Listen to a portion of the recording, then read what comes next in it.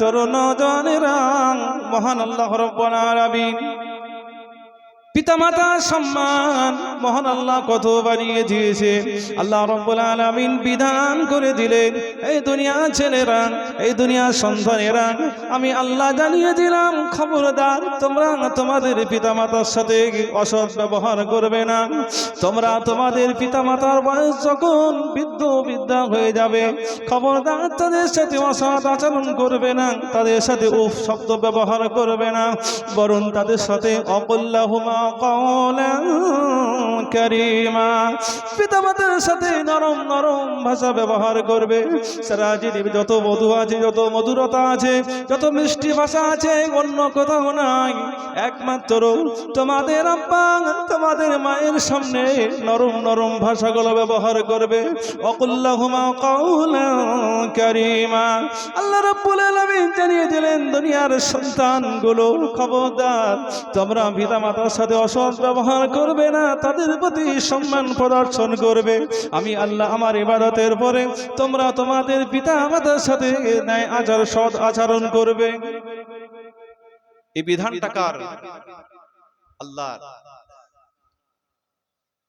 আল্লাহ পাক কি সুন্দর করে বলছে, ইম্মা ইয়াবলুগান্না ইনদাকাল কিবার আহাদুহুমা কিলাহুমা ফালা তাকুল লাহুমা উফ। ইউফ শব্দটা বলবে না, তাদেরকে ঝিড়িক দিয়ে সরিয়ে দেবে না। কিন্তু সেই পিতামাতা আর সম্মান, মায়ের সম্মানটা আর অনেক বাড়িয়েছেন। কারণ ওয়াসাইনাল ইনসানা বিওয়ালিদি হামালাতু উম্মুহু ওয়াহনান আলা ওয়াহনি ওয়া ফিসালুহু ফি আমাইন। তোমাদের পিতামাতার সম্মান করবে, কারণ তোমাদের মাথা তোমাদেরকে কষ্টের পর কষ্ট ধারণ সহ্য করে তোমাদেরকে গর্ভে ধারণ করেছে, এবং 2টা বছর মায়ের দুগ্ধ পান করেছে। খবরদার ওই মায়ের সাথে বিয়াদবি করবে না। আর পৃথিবীতে যত আল্লাহর ওলি হয়েছে যারা, সবাই পিতামাতার দোয়া নিয়েই তারা আল্লাহর ওলি হয়েছে। বলুন সুবহানাল্লাহ। পিতামাতা খুশি তো আল্লাহ খুশি, পিতামাতা নারাজ তো আল্লাহ নারাজ। সেই পিতামাতার সদাচরণ করতে হবে। এখন বিষয় হলো যে পিতামাতা যাদের হায়াতে আছে তারা তো পিতামাতার সম্মান করবে, মায়ের সম্মান করবে, পিতামাতার সম্মান করবে। কিন্তু আব্বা মা ইন্তেকাল হয়ে গেছে, মারা গেছে, এই নীরব নগর শাহিদ আছে, এখন তাদের সাথে কি ব্যবহার, কি করবে? মুসলমান ভাই বাবাজিরা, তরুণ জওয়ানেরা, আল্লাহ নবী দিন দুনিয়ার বাদশাহ হাবিবুল্লাহকে নবী জানাবে মুহাম্মাদুর রাসূলুল্লাহ সাল্লাল্লাহু আলাইহি ওয়াসাল্লাম মদিনার মসজিদে নববী শরীফে নবী আমার বসে আছে। এমন সময় একজন সাহাবী আল্লাহ নবী দরবারে এসে জিজ্ঞাসা করলো, ইয়া রাসূলুল্লাহ, ইয়া হাবিবাল্লাহ, হুজুর, ইয়া রাসূলুল্লাহ, ইয়া হাবিবাল্লাহ, পিতামাতা যদি মারা যায়, পিতামাতা যদি মারা যায়, তাহলে তাদের প্রতি আমাদের কি কোনো কর্তব্য আছে, কোনো কাজ আছে নাকি? তাদের প্রতি আমরা কেমন সৎ আচরণ করব, কিভাবে আচরণ করব? ইয়া রাসূলুল্লাহ, ইয়া হাবিবাল্লাহ, তাদের প্রতি কি আমাদের আর কোনো দায়িত্ব আছে নাকি? আল্লাহ নবী দিন দুনিয়ার বাদশাহ জনাবে মুহাম্মদুর রাসূলুল্লাহ সাল্লাল্লাহু আলাইহি ওয়াসাল্লাম সেদিন জবাবে বলেছিলেন, আমার সাহাবী, আমি রাসূলুল্লাহ জানিয়ে দিলাম, আমি হাবিবুল্লাহ জানিয়ে দিলাম, তোমার আব্বা মা যদি মারা যায়, তোমার আব্বা মা যদি ইন্তেকাল করে যায়, তাহলে তোমার আব্বা এবং মায়ের প্রতি অনেক দায়িত্ব আছে। সে দায়িত্বগুলো রাসূলুল্লাহ সাল্লাল্লাহু আলাইহি ওয়াসাল্লাম সেদিন মদিনা মসজিদ নববীতে বসে বলেছিল, ও গো সাহাবী, তোমার আব্বা যদি মারা যায়, তোমার আম্মা যদি মারা যায়, প্রথম কাজ হবে তোমার আব্বা মায়ের জন্য মাগফিরাত কামনা করবে। দ্বিতীয় কাজ হলো তোমার আব্বা মায়ের জন্য দোয়া করবে আল্লাহ পাকের দরবারে। আর 3 নম্বর কাজ হলো তোমার আব্বা মায়ের যদি কোনো ওসিয়াত থাকে, ওয়াদা থাকে, সেগুলো আদায় করে দেবে। আব্বা মা যদি কোনো ঋণ করে যায়, সে ঋণগুলো তোমরা আদায় করে দেবে। আব্বা মায়ের জন্য দোয়া করবে, মাগফিরাতের জন্য। তারা যদি কোনো ঋণ করে যায়, সে ঋণ পরিশোধ করবে। ওসিয়াত করলে ওসিয়াতগুলো আদায় করবে। আর কি? মুসলমান ভাই বাবাজিরা, সেদিন দয়াল নবী মায়ার নবী রাহমাতাল লিল আলামিন বলেছিল, ও আমার সাহাবী, আব্বা যদি ইন্তেকাল হয়ে যায়, আব্বার যে ভাইরা আছে অর্থাৎ চাচাদের সাথে সম্পর্কটা ভালো রাখবে, চাচাদের সাথে সম্পর্ক ভালো রাখবে, তাদের সাথে সম্মান প্রদর্শন করবে। ও মুসলমান বাবাজিরা, আজকে দিনে দুনিয়া দেখতে পাওয়া যায় চাচাদের সাথে ভাইবোর সম্পর্ক ভালো নেই। চাচা যেমন রুখছে, ভাতিজাও চাচাকে রুখছে, আছে না নাই? ভাইপো চাচারে বেনে মাথা ফেটে দিচ্ছে, কিছু জমি জায়গা নিয়ে দিলে একটু জমি নিয়ে ডিস্টার্ব করে। আমার আব্বা যখন নাজাত পাবে, মাগফিরাত পাবে, কিভাবে পাবে? আমার নবী মসজিদে নববী থেকে সাহাবাদেরকে বলে আমাদেরকে উপদেশ দিচ্ছে, যদি তোমরা তোমার আব্বা চাও তোমার আব্বা কবরে নাজাত পাক, তোমার আব্বা নেই, তোমার চাচা আছে, তো চাচার সাথে ভালো ব্যবহার করো। তোমার চাচার সাথে এই সৎ ব্যবহারের কারণে তোমার আব্বাকে আল্লাহ মাফ করবে। বলুন সুবহানাল্লাহ। মুসলমান জানা আছে চাচাকে লাঠিতে ঢুকছে, আর চাচাও সেই রকম যে ভাতিজাদের সম্মান করতে হবে। ভাতিজা মানে সন্তান সমতুল্য। সন্তান যদি অপরাধ করে তাকে ক্ষমা করতে হয়। আজকে সে ক্ষমা আমাদের মধ্যে নেই, শুধু প্রতিশোধ, ইগো আর ইগো। আজকে ক্ষমা আমাদের মধ্যে নেই, শুধু ইগো, শুধু প্রতিশোধ নেওয়ার ব্যাপার আছে। মুসলমান বাবা ভাইয়েরা, তরুণ নওজওয়ানেরা, আল্লাহ নবী সেদিন বলেছিল, খবরদার চাচার সাথে সম্পর্কটা ভালো রাখবে। তোমার আব্বার সাথে যে সমস্ত যারা বন্ধু ছিল তাদের সাথে সম্পর্কটাও ভালো রাখবে। ও আমার ভাইজানেরা, তরুণ নওজওয়ানেরা, ঈদ হয়ে গেল। ঈদের দিনেতে, খুশির দিনেতে সবার জন্য নতুন পোশাক কেনা হয়ে গেল। বিবির জন্য পোশাক কেনা হলো, সন্তানের জন্য পোশাক কেনা হলো, শ্বশুরের জন্য পোশাক কেনা হয়ে গেল, শাশুড়ি মায়ের জন্য কেনা হয়ে গেল, সকলের জন্য নতুন পোশাক কেনা হয়ে গেল। কিন্তু আমার আব্বা, আমার মা গহীর কবরে নীরব করে চলে গিয়েছে। আব্বা মায়ের জন্য নতুন পোশাক আর কেনা হলো না। জীবনের মতো শেষ পোশাক, কাফনের কাফন পরিধান করিয়ে আমার আব্বাকে রেখে এসেছিলাম নীরব নগরে। ঈদের দিনেতে, আজকে দিনে আব্বার একটা নতুন পোশাক কিনে দেওয়ার আর সুযোগ হলো না। মহান আল্লাহ আপনাকে অনেক সম্পদ বানিয়েছে, অনেক অর্থ দিয়েছে, সকলের জন্য পোশাকগুলো কেনা হলো। আব্বা জানের হাতে আর নতুন পোশাক কিনে দেওয়া হলো না।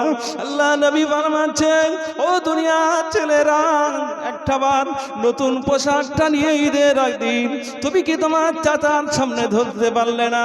চাচা যান, চাচা যান, আজকে দিনে আব্বা বিদায় নিয়েছে, ওই নীরব নগরে শায়িত আছে।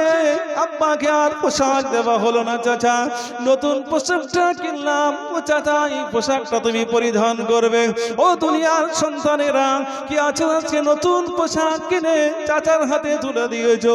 এই আমলটা যদি করতে পারো, চাচাকে যদি খুশি আর রাজি করাতে পারো, কবর থেকে তোমার আব্বা রাজি হয়ে যাবে, খুশি হয়ে যাবে, আর তোমার আব্বার রুহানি দোয়া সন্তান তোমার লেগে যাবে, আর আমার আল্লাহর আরশ খুশি হয়ে যাবে।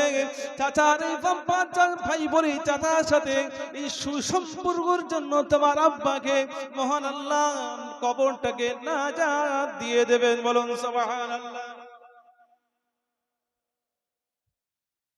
চাচাকে একটা নতুন পোশাক কিনে দেওয়া হয়েছে, যে চাচা আব্বা তো নেই, আব্বা থাকলে দিলাম একটা নতুন পোশাক তোমাকে দিলাম।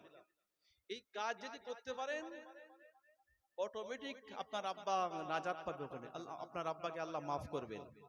এই কথাগুলো কে বলছেন? বিশ্ব নবী জনাবে মুহাম্মদুর রাসূলুল্লাহ সাল্লাল্লাহু আলাইহি ওয়াসাল্লাম। মুসলমান ভাইরা, তরুণ নওজওয়ানেরা, আল্লাহ নবী সেদিন মদিনার মসজিদ নববী শরীফে বসে বলেছিল, ও আমার সাহাবী, তোমার মা যদি মারা যায়, তোমার মা যদি ইন্তেকাল করে, তোমার মায়ের বোন তোমার খালার বাড়ি চলে যাবে।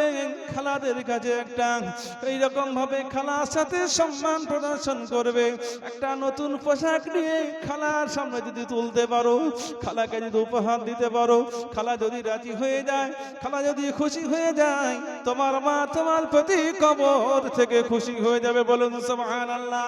আমার আল্লাহ খুশি হয়ে যাবে খালার সাথে সম্পর্ক রাখার জন্য, এই সুন্দর আচরণ করার জন্য মহান আল্লাহ আমার মায়ের কবরটা অটোমেটিক আমার আল্লাহ নাজাত দিয়ে দেবেন। বলুন সুবহানাল্লাহ।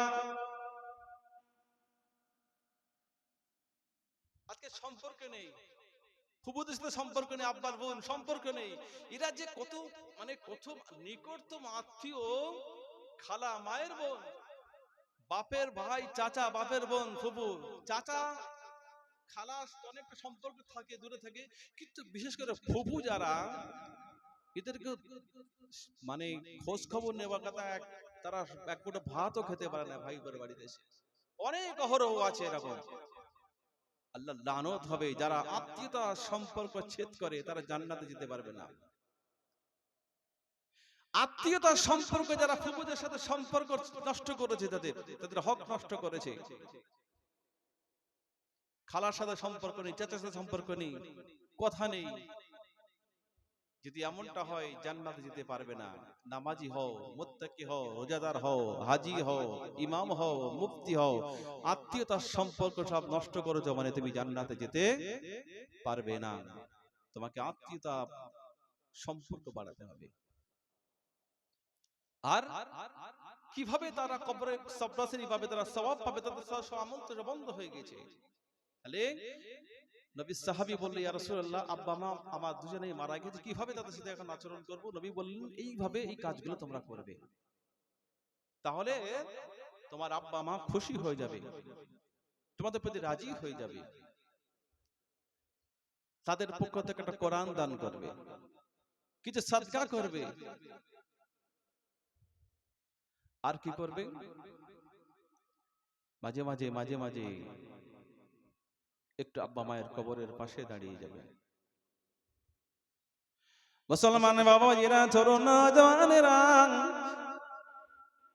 আজকে জগতের মানুষ, আজকে ও দুনিয়ার সন্তানেরা, আব্বা মাকে ভুলে যেও না, আব্বা মাকে ভুলে যেও না। মাঝে মাঝে কবরস্থানের পাশে দাঁড়িয়ে একাকী নির্জন ভাবে কবরবাসীকে সালাম দিয়ে দাও। তোমার আব্বা তোমার মাকে সালাম দিয়ে দাও, সালাম দিয়ে সূরা ফাতিহা পাঠ করে নাও, সূরা ইখলাস শরীফ, দরুদ শরীফ পাঠ করে মহান আল্লাহ পাকের দরবারে দুটো হাত উঠিয়ে দেওয়া যাও। ইমাম সাহেব লাগবে না, কাউকে লাগবে না, আপনি বাংলা জবান দিয়ে আল্লাহকে ডেকে বলুন, আল্লাহ আমার আব্বা আমার মাকে আপনি ক্ষমা করে দেন, আমার আব্বা আমার মাকে আপনি মাফ করে দেন। চোখের পানি ফেলে ফেলে সন্তান যখন আব্বা মায়ের কবরের পাশে দাঁড়িয়ে যায়, মহান আল্লাহর আরশ খুশি হয়ে যায়। নবী জানাচ্ছেন, আল্লাহ নবী জানাচ্ছেন, ও দুনিয়ার সন্তানেরা, যদি তোমরা তোমাদের পিতা মাতার কবরের পাশে দাঁড়িয়ে দুফোঁটা চোখের পানি জড়িয়ে তাদের জন্য দোয়া করতে পারো, আমার আল্লাহ তোমার চোখের পানি জমিনে পড়ার আগে সর্বপ্রথম তোমার জীবনের গুনাহগুলোকে মাফ করে দেবেন। বলুন সুবহানাল্লাহ। তারপরে তোমার আব্বা মায়ের জীবনের গুনাহগুলোকে মাফ করে দেবেন। আবার বলুন সুবহানাল্লাহ।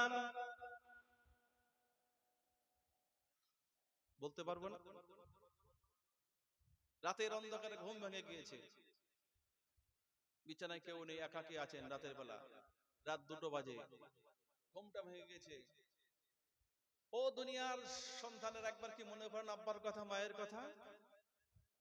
একবার মায়ের কথা মনে পড়ে, রাত 2টোর সময় শুয়ে আছেন, ওই অবস্থাতে একটু মায়ের কথা মনে করে, যে আজকে যে মা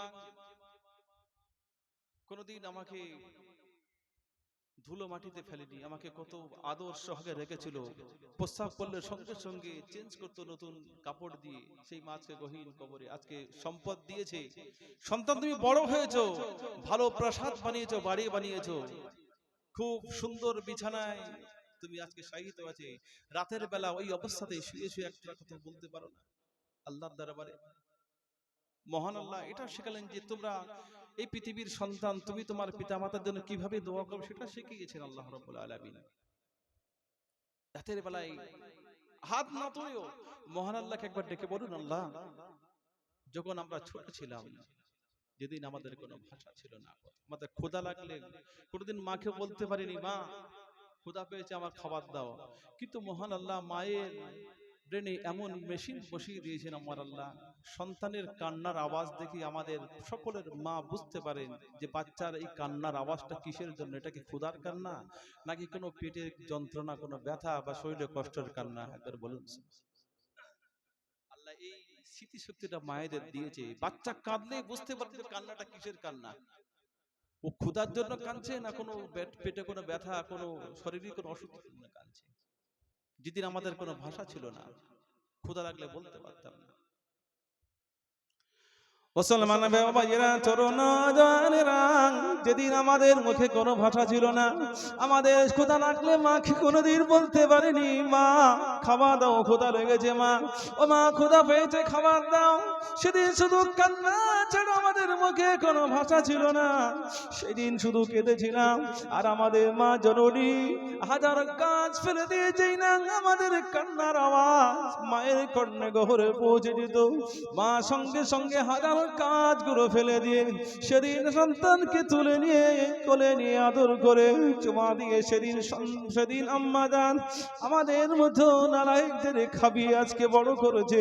ও মুসলমান ভাইরা, ও দুনিয়ার জনেরা, ও দুনিয়ার ছেলেরা, আজকে দিনে সেই মা আমাদেরকে লালন পালন করেছে, সেই মা আজকে বিদায় নিয়েছে, গহীন কবরস্থ হয়ে গিয়েছে নীরব নগরে। আজকে দিনে মা কেমন আছে একবার খোঁজ দেওয়া হলো না।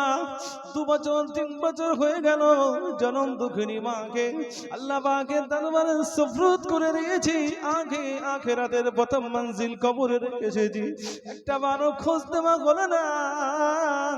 রাতের অন্ধকারে বান্দা যখন চোখের পানি ফেলে আল্লাহ পাকের দরবারে বলতে থাকো, আল্লাহ আমার জননী মাকে আপনি মাফ করে দাও, আমার আব্বাকে মাফ করে দাও। কত স্বপ্ন দেখতো আমাদের জন্য, কত কষ্ট করেছে, কত মেহনত করেছে, আজকে দিনে আমার আব্বা মা গভীর কবরে চলে গিয়েছে, আব্বা মাকে আপনি মাফ করে দাও। ও দুনিয়ার ছেলেরা, যদি আমরা আল্লাহ পাকের দরবারে আল্লাহ পাকের কাছে এই দোয়া করতে পারি, আমার আব্বা মায়ের কবরটা নাজাতের ওসিলা হয়ে যাবে। বলুন সুবহানাল্লাহ।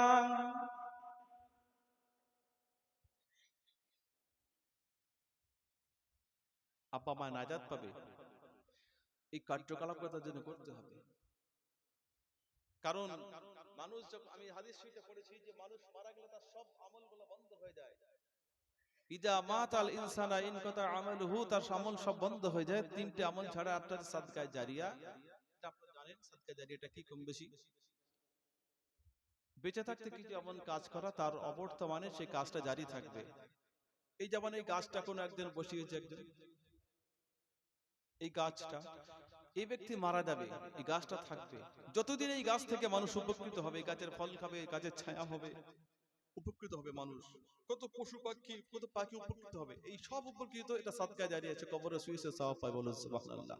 রাস্তা বানিয়ে দিয়েছেন, ভালো মসজিদ করে দিয়েছেন, এটা টিউবওয়েলের ব্যবস্থা করেছেন, পথচারীরা যাবে কোন রাস্তা ছাওয়া নেই, একটা ভালো একটা সুন্দর জায়গা করে দিয়ে বসার জায়গা, ঠান্ডা পানীয় ব্যবস্থা করে দিয়েছে, সাদকা জারিয়া। আর আও ইলমিন ইনতাফাউ বিহি, এমন এমন জ্ঞান যেটা পরবর্তীতে মানুষ উপকৃত হয় যে জ্ঞান থেকে। যেমন ইমাম বুখারী সাহেব লিখেছেন, তিনি আজকে নাই কিন্তু আর বুখারী সবাই পড়ে, ইমাম মুসলিম সবাই পড়ে, এরকম কিতাব তারা লিখেছেন। তারা একদিন থাকবে না, কিন্তু তাদের কিতাব থেকে পড়ে পড়ে উপকৃত হবে, তারা কবরে শুয়ে শুয়ে সওয়াব পাবে।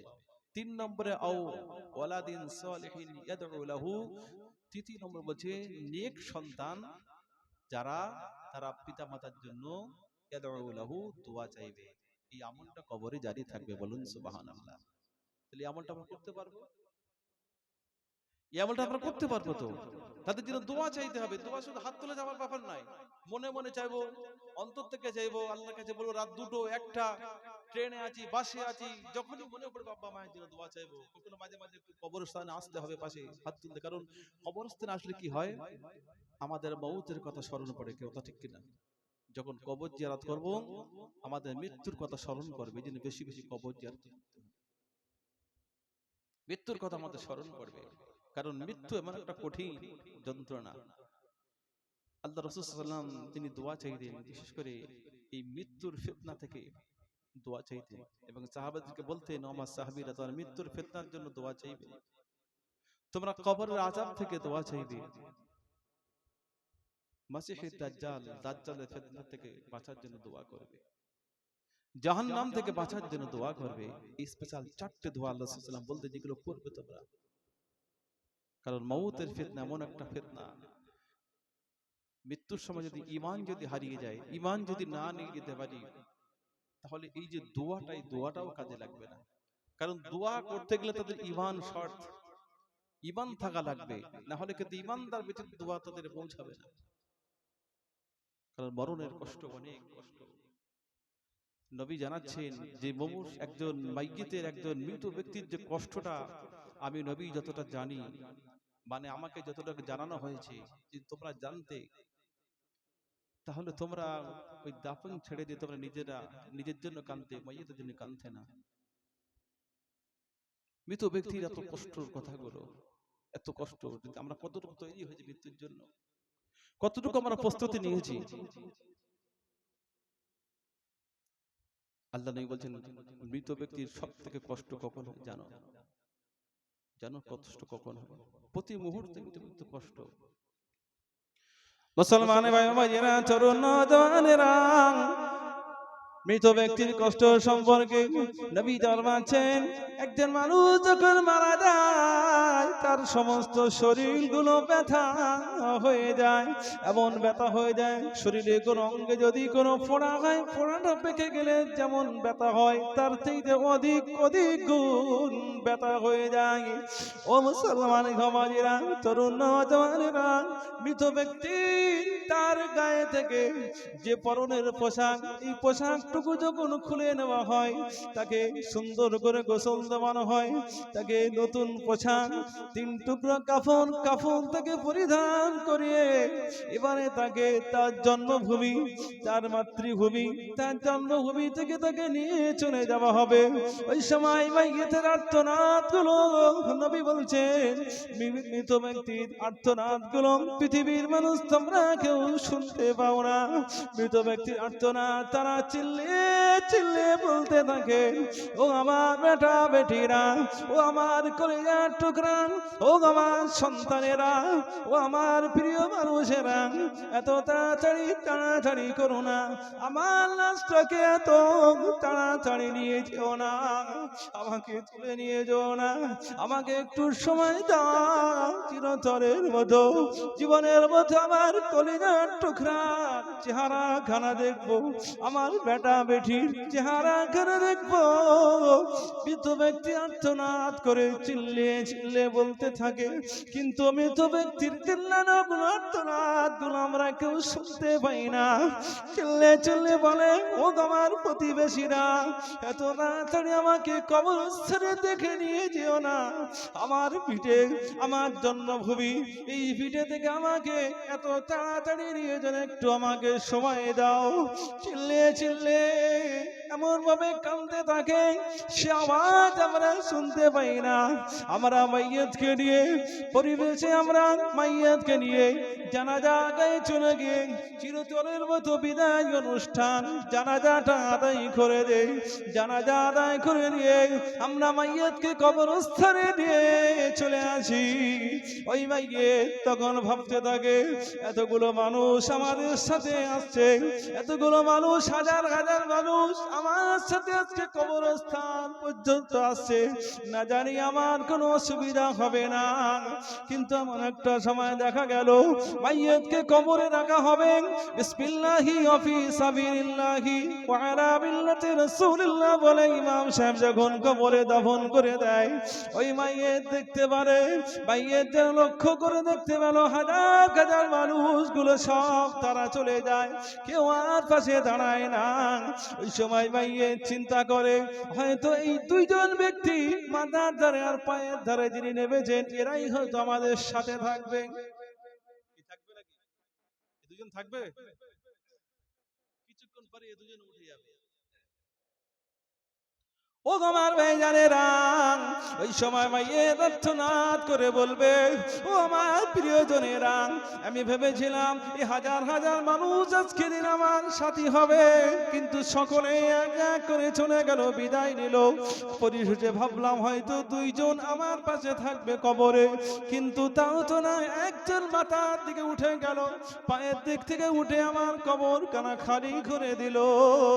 আমাকে যেন ওপর থেকে চাপা দিয়ে দিল, চিরতরের মতো বিদায় নিয়ে চলে গেল। যাদের জন্য আমি সব কিছু বানাইলাম, আমার কলিজার টুকরা সন্তানের জন্য, আমার কলিজার টুকরা সন্তানকে এই পৃথিবীতে প্রতিষ্ঠিত করতে গিয়ে কত নামাজগুলো আমরা ছেড়ে দিয়েছি শুধু সন্তানের ভবিষ্যৎ করার জন্য, ব্যবসাকে আরো বড় করার জন্য নামাজ আদায় করতে পারিনি। কত আমি আমার সন্তানকে, বিবি বাচ্চাকে একটু ভালো মন্দ খাওয়ানোর জন্য ইনকাম গুলো করেছি, একটা বারও ভেবে দেখলাম না আমার ইনকাম গুলো, আমার সোর্স অফ ইনকামটা আমি যে করলাম, এই লক্ষ লক্ষ টাকা, হাজার হাজার টাকা ইনকাম গুলো করলাম, একটা বড় ভাবলাম না, চিন্তা করলাম না আমার ইনকাম গুলো আমার হালাল পথে নবীর তরিকায় আছে কিনা একবার জানার দরকার হলো না। সেদিন শুধু একটু আনন্দ খুশি তামাশা করার জন্য ইনকামের দিকে একটা বার লক্ষ্য করলো না, হারাম হালালের দিকে একটা বার বিবেচনা করলো না। মহান আল্লাহ সেদিন জানিয়ে দিল, ও আমার বান্দা বান্দিরা, খবরদার খবরদার, তোমাদের সন্তান, তোমাদের সম্পদ আমি আল্লাহ আমার গায়বে বা আমার ইবাদত থেকে যেন গাফিল না করে দেয়। ইয়া আইয়ুহাল্লাযীনা আমানু লা তুলহিকুম আমওয়ালাকুম ওয়ালা আওলাদাকুম আন যিকরিল্লাহ ওয়া মান ইয়াফআল যালিকা ফাউলাইকা হুমুল খাসিরুন। মহান আল্লাহ জানিয়ে দিলেন, ও আমার বান্দা বান্দি, খবরদার তোমাদের সন্তান আর তোমাদের সম্পদ যেন আমি আল্লাহ আমার ইবাদত থেকে গাফিল না করে দেয়।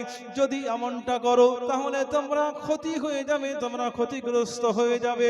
ও আমার ভাইজানেরা, আজকে দিনে মুসিবতে যখন পড়ে যাবেন কবরে, যে সন্তানের মহব্বতে, যে বেটা বেটির মহব্বতে নামাজগুলো আদায় করতে পারোনি, যে স্ত্রীর মহব্বতে নামাজ আদায় করতে পারোনি, এমনি ভাবে ব্যবসা বাণিজ্য হালাল হারাম কিছুই বাঁচনি, আজকে দিনে সেই বেটা বেটি কবর থেকে সরে যাবে, কেউ সেদিন পাশে থাকবে না, সকলেই চলে আসবে। আপনি কবরে যাবেন, আপনাকে কবরস্থ করতে বেশি আর সময় লাগবে, তার মধ্যেই তৎক্ষণাৎ বাড়িতে এসে সব আপনার রেখে যাবা পরিত্যক্ত সম্পদ দিয়ে তারা মারামারি লুটোপুটি করা শুরু করে দেবে। যাদের জন্য প্রতিষ্ঠিত করতে গিয়ে আপনি নামাজ ছাড়লেন, রোজা ছাড়লেন, হজ করলেন না, আপনার সম্পদ দিয়েছে, দেখলেন 5 লক্ষ টাকা খরচ হয়ে যাবে, এই টাকা তো আমার ছেলের বাড়ি হয়ে যাবে, ভালো আমার মেয়ে বিয়ে হয়ে যাবে, এরকম আছে না? আমার কাছে ওমরা করে ছেড়ে দিচ্ছে, হজ ফরজ পর্যাপ্ত পরিমাণ আল্লাহ সম্পদ দিয়েছে, হজ না করে ওমরা করে ছেড়ে দিচ্ছে। মরো একবার। আল্লাহ নবী বলছেন, যাদেরকে অর্থ দিয়েছি তারা হজ না করে মরল, এদের মউতটা মুসলমানের মউত হবে না ইহুদি নাসারা মউত, আল্লাহ ভালো জানেন। এদের দায়িত্ব আমি নবী আমার নেই। নাউযুবিল্লাহ। এইরকম মাল আছে যে 5 লক্ষ টাকা খরচা করবো আর মেয়ের বিয়ে হয়ে যাবে, হজটা করলো না। তাদের খুশি করার জন্য আজকে তারা পাশে কেউ নেই, সব চলে যাচ্ছে। আপনি সেদিন আমি আপনি আত্মনাদ করবো, কি হলো আজকে রে, শুধু রেখে আসতে যাদারি বাড়িতে সব ঝামেলা হবে, কোথায় গিয়ে সব বার করবে, অর্থ নেই, চাবি কোথায় আছে, বড় ছেলের কাছে, বড় ছেলের এই চাবি নিয়ে আয়, মারামারি লুটোপুটি, যেটা সময়তে বাস্তব হচ্ছে, যেটা আমি বাস্তব কথা বলছি, যেগুলো হচ্ছে। বোনদের সাথে ব্যাস বেঁধে গেছে সম্পদ নিয়ে, কে কোথায় নেবে, জমি সম্পদ কোথায় পাবে। এখন আব্বার কথা একবার সব ভুলে গেল, সব আব্বা কি করে বাঁচবে, মা কি করবে সেই চিন্তা নেই, এখন শুধু সম্পদ নিয়ে বন্টন করবো, ছিল দাফন করে দিয়েছি, আবার সেই 1 বছর আসুক, পরে চিন্তা ভাবনা হবে, এই 1 বছর মিলাদ হবে, মিলাদ আমার সব বছর হয়ে যাবে। কাদের জন্য কি করলে? এই সন্তান, এই বিবি বাচ্চা, এদের জন্য আপনি ইবাদত ছাড়লেন, এদের জন্য আপনি সবকিছু ছেড়ে দিলেন, কিছুই না করে চলে গেলেন। এরাই কিয়ামতের দিন, কঠিন হাসরের দিন, এরাই সেদিন আপনাকে পাকড়াও করবে, এরাই সেদিন আপনাকে ধরবে, সেদিন আপনাকে আব্বা বলে পরিচয় দেবে না, মা সন্তানকে পরিচয় দেবে না, সেদিন সন্তান মাকে পরিচয় দেবে না। কিয়ামতের ময়দানে যেদিন কবর থেকে তোলা হবে, ইয়াউমা ইয়াফিরুল মারউ মিন আখি ওয়া উম্মিহি ওয়া আবিহি ওয়া সাহিবাতিহি ওয়া বানি। কোরআন শরীফের আয়াতগুলো পরস্পর কি সুন্দর করে বলিয়ে বোঝাচ্ছে আমাদের। কিন্তু বিষয় হলো মানুষ সব বুঝে না বোঝার ভান করছে। মানুষ সব বোঝে, মানুষ সব দেখছে, মানুষ সব বুঝছে, কিন্তু তার উপরও বুঝে না বোঝার ভান করছে। শুনে যারা না শোনার ভান করছে। ও বলতে হয়, ইমাম সাহেব মোল সাহেব বলছে বলুন, ও বলছে তাকে আমি শুনে যাই। বুঝে না বোঝার ভান করে যারা, শুনে না শোনার ভান করে যারা, দেখে না দেখার ভান করে, এদের কি হবে? আল্লাহ পাক সেটাও বললেন। মুসলমান বাবা মাজিরা, তরুণ নওজওয়ানেরা, মহান আল্লাহ সেটাও বললেন, ওয়ালাকাদ জারা'না